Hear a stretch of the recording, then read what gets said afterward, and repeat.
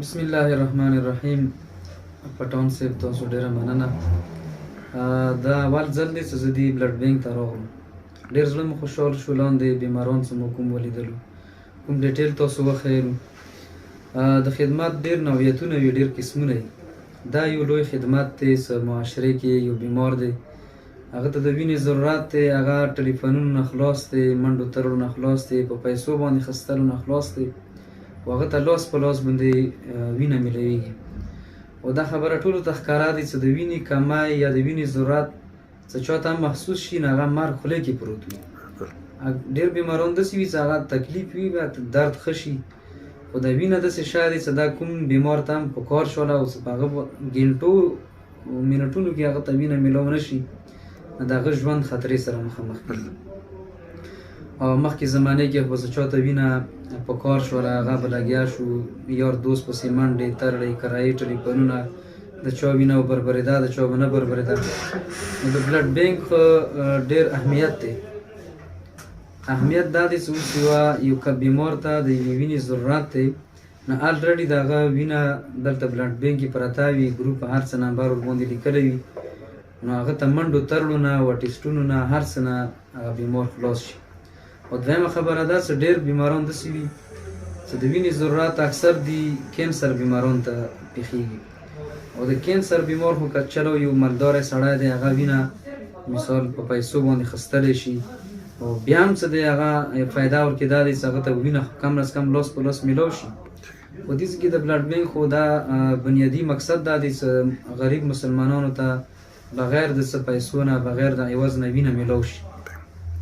نو غریب سړي دپاره دا بلډ بینک ډېر اهمیت لري چې هغه اوس د کینسر بیمار دی، نو کینسر بیمار دی، غریب دی، نو هغه په هفتې کې یا په میاشتې کې یا یو ډراپ یا دوه ډراپه وینه هغه دپاره خستل دا ډېر لوی چلنج دی.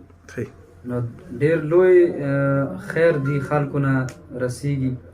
نو مو به حیثیت د دې معاشرې یو عام انسان، د عامو انسانانو نه، مسلمانانو نه دا اپیل کوو، درخواست کوو چې کله هم تاسو ته بلډ بینک طرف نه ټلیفون وشي چې د وینې ضرورت دی، یا مثال تاسو سره د بلډ بینک حوالې سره څه خبره کیږي، نو هغه تاسو سیریس خلو، هغه بالکل داسې یو ټوکو ګاپو کې مه خلو، او دا د ټوکو ګاپو والا شاید هم نه.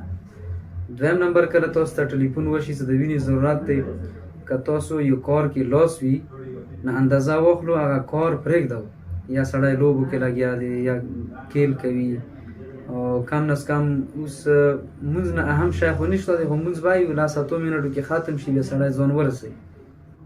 نو کله هم څه داسې پېښه وي، داسې ضرورت وي، غریبان وي یا پرژلې راغلی وي، نو بلډ بینک طرف نه څه کوم چا هم نمبر یې دلته جمع کړي دی، هغه ته رینګ وشي چې ته راشه وینې ضرورت دی، د تا ګروپ برابر دی، نو هغه بالکل د شی سیریس واخلي، په ټایم باندې خپل ځان راورسوي.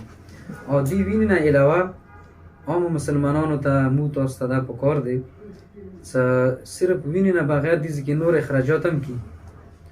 هغه اخراجات چې دي دې ځای کې مثال د وینه څه وځي ټسټونه کېږي، او ټسټونو باندې خرچه رسي، یا کوم شي کې ډراپ کې وینه وباسي هغه په پیسو باندې راخیستلی شي. همداسې نور اخراجات دي دلته روزمره کسان وځي نه وځي کار کوي، مو ولیدلو دې باندې خرچه کېږي. نو که دې کې مو تاسو همداسې نقد امداد کوو د بلډ بینک سره، نو الله تعالی به د مو تاسو دا پیسې ښه ځای کې استعمالوي. هسې هم مو لګیا یو دا پیسې د مو تاسو کسو چې د عباسیاتو کې فضول خرچي کې استعمالېږي، او که دا روپۍ ښه ځای کې استعمال شي نو دا به قیامت کې په کار باندې راشي، او دنیا کې به مو تاسو دپاره د نیکي ذریعه وي. ډېره مننه، خوشحاله اوسئ.